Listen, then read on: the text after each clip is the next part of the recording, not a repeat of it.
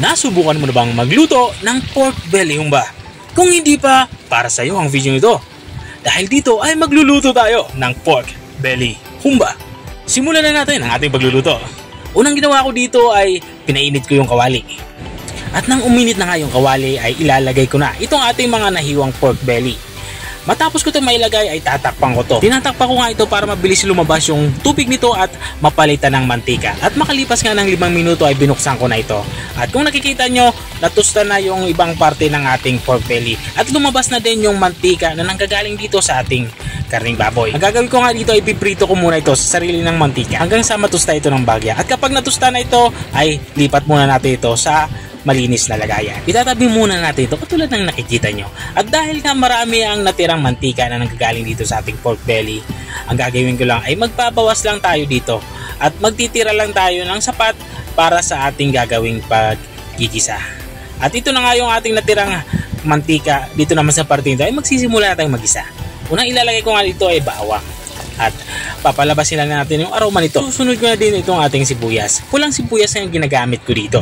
Pero kung may puti kayong sibuyas, walang problema yan. Okay lang naman puti yung gamitin. At dito nga sa parteng ito ay tuloy-tuloy lang ako sa pagsasangkot siya. At kapag ganito na itsura niya, natusta na ito at lumabas na yung aroma na nanggagaling dito sa ating panggisang sangkap ay ibalik na natin itong ating mga napansir na karning baboy or yung ating pork belly. Dito naman sa parteng ito ay maglalagay na ako ng mapampalasa. Unang ilalagay ko nga dito yung ating soy sauce or toyo. Maglalagay din ako dito ng pork cube para mas maging malasa yung ating nilulutong ulam. Tinunaw ko nga lang din yung ating pork cube na inilagay at saka ko to hinalo dito sa ating nilulutong ulam. At para ma-achieve natin yung mamula-mulang kulay ng ating nilulutong pork belly humba ay maglalagay ako dito ng banana ketchup. Kaunting banana ketchup lang para hindi naman sobrang mapula ang ating nilulutong ulam. At maglalagay na nga din ako dito ng pineapple juice. Bali isang lata nga ng pineapple juice ang aking inilalagay. At matapos ko nga mailagay yung ating pineapple juice ay bubuhusan ko na ito ng isang basong tubig.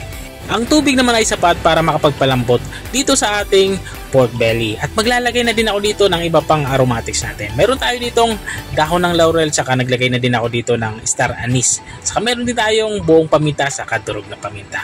Hinalo ko lang ito ng bahagya, saka ko ito tatakpan para tuluyan na itong lumambot. At kung nanonood ka pa rin hanggang dito sa kalagitnaan ng aking video, ibig sabihin ay nag-enjoy ka. Baka pwede mo naman i-comment kung taga saan ka para alam ko kung hanggang saan umabot ang aking video.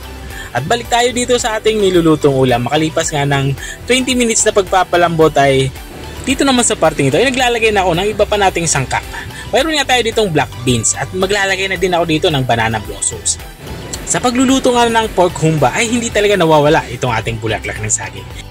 At dahil nga yung pork humba natin ay gusto natin yung medyo manamis-namis yung sabaw, maglalagay tayo dito ng 2 kutsarang brown na sugar.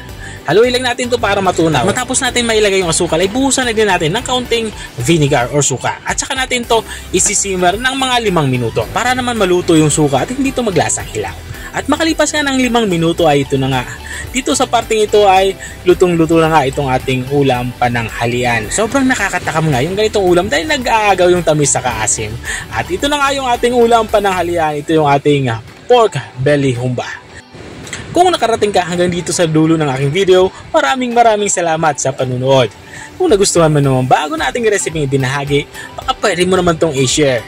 O siya, hanggang dito na lang ako. Kita-kita ulit sa mga susunod kong mga videos. Paalam! Bye-bye!